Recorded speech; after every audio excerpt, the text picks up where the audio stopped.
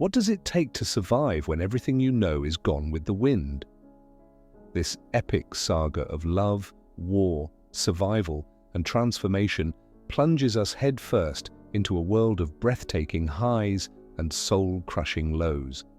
It's a world where a hurricane named the Civil War threatens to tear down everything in its path, leaving behind only the strongest to face the haunting winds of change.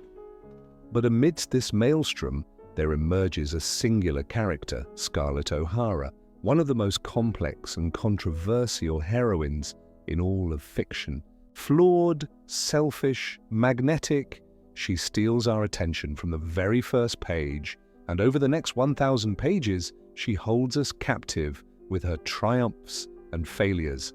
Join us now as we embark on a journey through the fall of the Old South and the rise of sheer survival instinct, all while asking ourselves, would we be dazzled by Scarlett's resilience or dismayed by her ruthless methods? And now, without further ado, let's dive into Part 1, The World Before the Fall. Chapters 1-7. Tara, a luscious Midwestern plantation, sprawls before us, symbolizing wealth and privilege.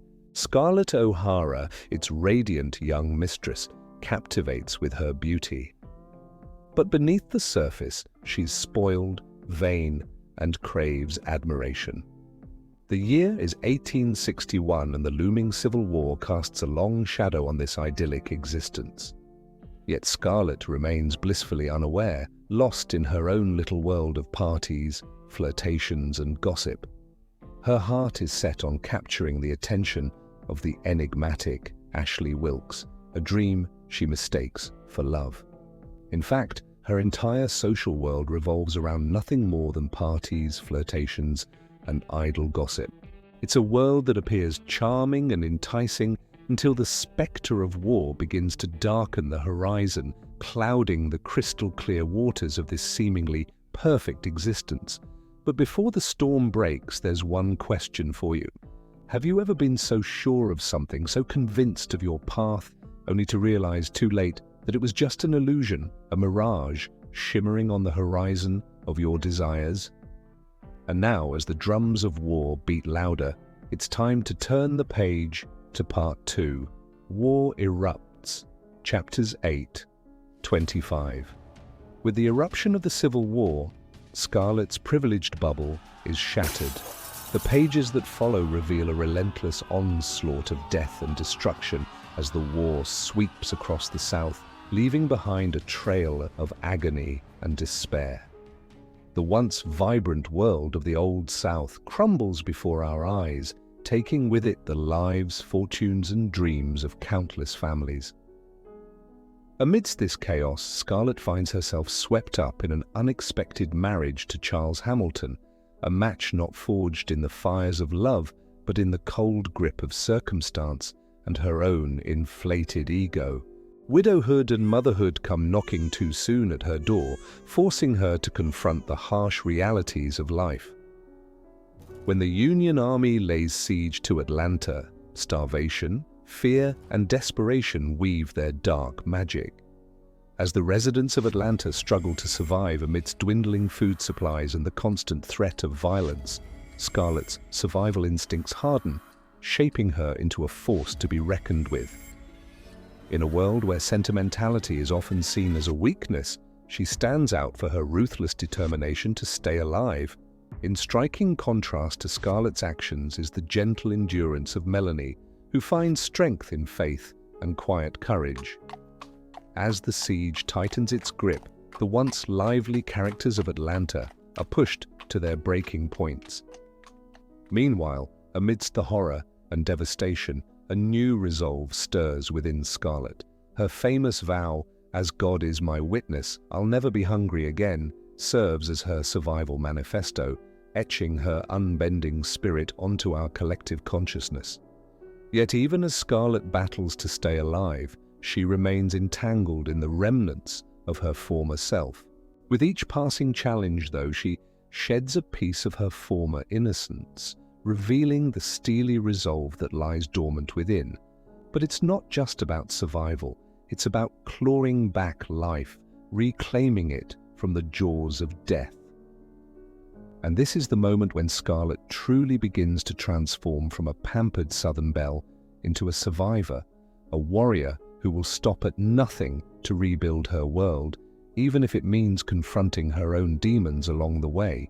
So I ask you, as we turn the page to Part 3, Survival at Any Cost, chapters 26-37, would you applaud her strength or condemn her ruthless methods?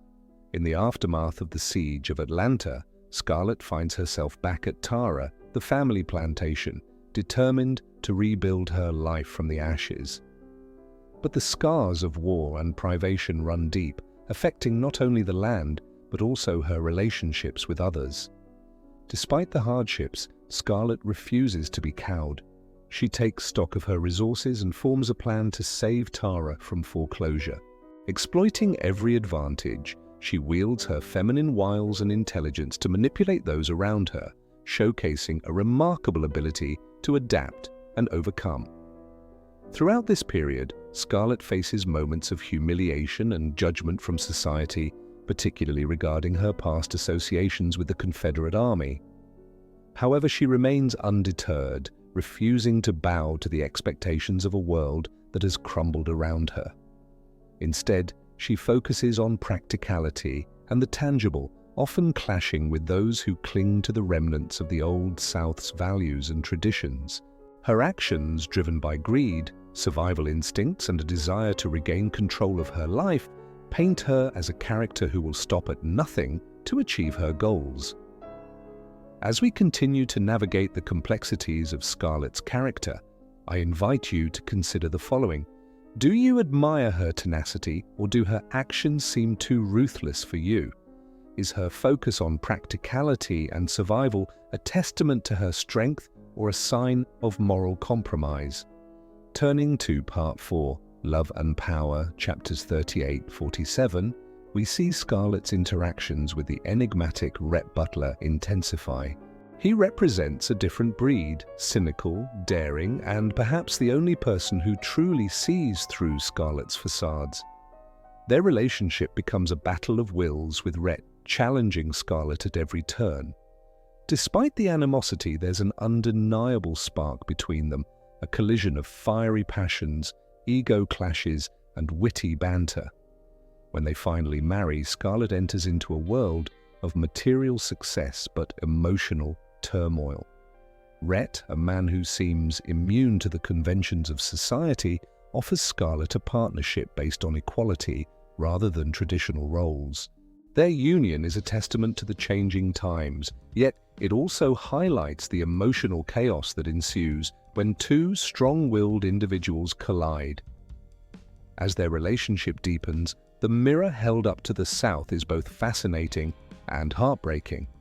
Just as the South itself is proud, fierce, and ultimately destined for ruin, Scarlett and Rhett's bond reflects this duality too.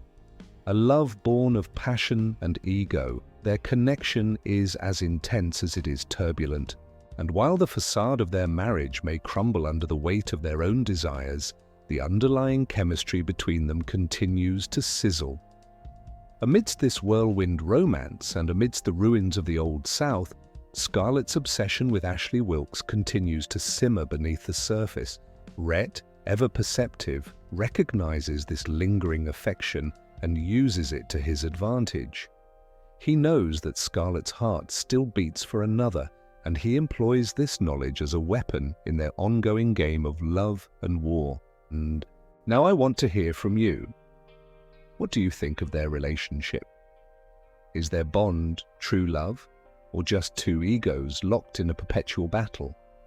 Finally, in Part 5, Loss, Regret, and the End, chapters 48-63, tragedy reaches new heights with the loss of cherished characters, shocking revelations, and unbearable grief.